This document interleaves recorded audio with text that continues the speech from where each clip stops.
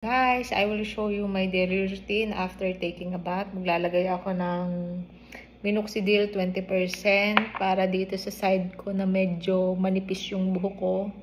Medyo sa side na yan. Kasi kapag naka-ponytail ako is manipis talaga siya.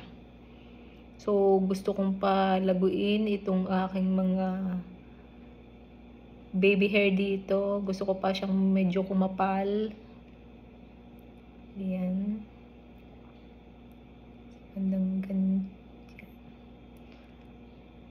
Dito ko talaga siya pinupuro ng paglalagay. Ayan. And then, meron akong scalp massage. Meron din siyang laman na minoxidil. Hindi naman siya madaming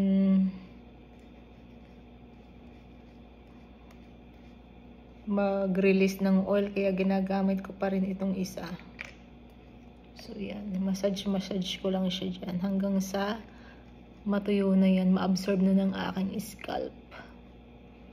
Mabango itong minoxidil sa buhok.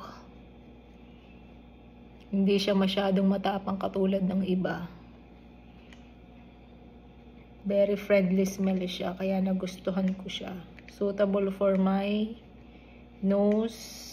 Kasi ako ay asthmatic and allergyhin. So, wala akong problema sa amoy ng minoxidil.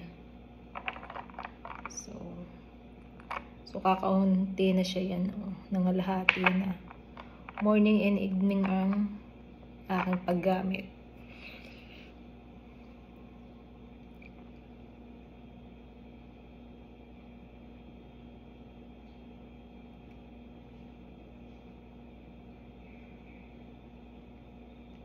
So, yan.